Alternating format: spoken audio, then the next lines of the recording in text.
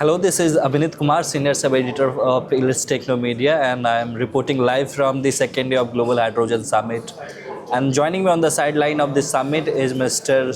G. Sivaramakrishnan. He is President of Kerala Renewable Energy Entrepreneurs and Promoters Association. So thank you, sir, and thank you for taking out your time to be with us for this brief interview. Thank you for inviting me to this program. What is your overall experience of attending this summit, and how do you see summit like this in terms of accelerating India's renewable energy drive? Kerala is in the forefront of renewable energy adoption in our state. We have good resources for hydro, solar, biomass, etc. And we have been now identified as one of the RE-rich state in our country. Our installation base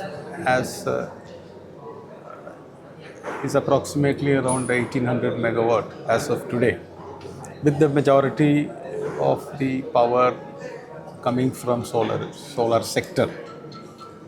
And within that solar sector, predominantly it is from the rooftop solar segment. I am very happy to say that in our Kerala state is ranked number 2 in the country's rooftop solar adoption under the PM Surya Ghar Yojana. So this has been a great achievement for both the DISCOM and the prosumer community in our state. And we are expected to corner around 10 lakh installations by end of this Yojana. That is what we have targeted. Nearly we have 2.5 lakh of registrations as of now. So that is the pace under which our solar programs are going. The DISCOM is giving us full support, and more supports are coming from the implementing and monitoring agency REC. REC is playing a very significant role attending to the troubles faced by the prosumers, sometimes by the DISCOM section officers itself. They are proactively interfering in all these and making the business flow very smooth.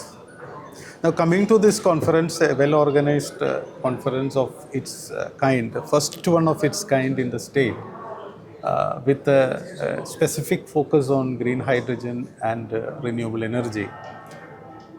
Of course, you are aware that Kerala has announced the Green Hydrogen Valley under our state, which is going to be implemented in this very home city, Kochi.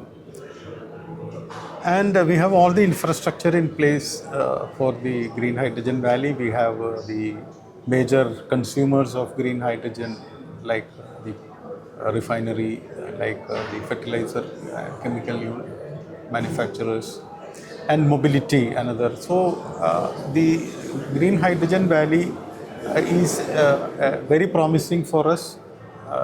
We have a good source of water. Kerala, you know, it's a land of water, rather. And only challenge there is the green energy. Probably Kerala do not have enough of green energy to manufacture the kind of green hydrogen. But we plan to put floating solars in our water surfaces. Kerala has got more than 60 plus reservoirs. More than half of it is owned by the state utility. Water authority also owns a few of the reservoirs. So these reservoirs can combinedly produce more than 5,000 megawatt of power, which is sufficient to meet our upcoming energy requirements. That is not under a as usual scenario, but an accelerated energy scenario like electric vehicle penetration. So we expect that this energy can be met through additional installations on floating solar. Kerala government has recently announced the floating solar policy 2025 to facilitate this, which has got a very step change in one of the policy. It's a very step change. It says that private participation, public-private participation is permitted.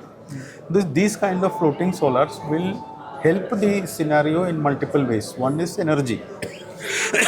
Second point is Kerala, most of these reservoirs are for power generation. So we can use this excess energy to our future pumped storage hydro systems to pump water to the upper reservoirs. So these two can work complementarily and can fulfill our energy requirements in future. Great, sir, great.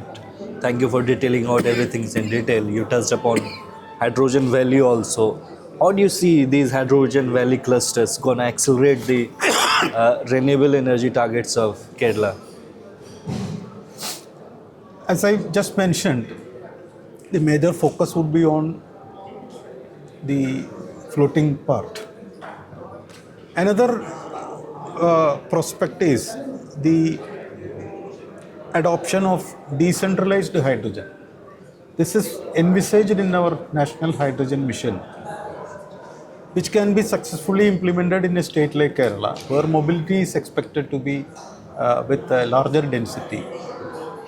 Here, in situ production of green hydrogen with charging kiosk for green hydrogen facility can be implemented across the state in a decentralized manner. This is one of the focus which we are internally discussing. And sir, KREEPA has recently secured 10,000 crores of investment, that too from retail investors. How are you able to do that with such large scale of money and that too from retail investors? Thank you for the compliment. In fact, KREEPA members are able to install almost the 90% of the solar installations in our state. And as I mentioned earlier, we have more than 1800 megawatt of power, and we have an interim target of reaching out to 3 gigawatt by 2027. Again, we ourselves are going to do. So the investment going to come for this additional also is going to come from the retail investors, and KREEPA is playing a major role in aggregating this demand and reaching out to the prosumers and invest it.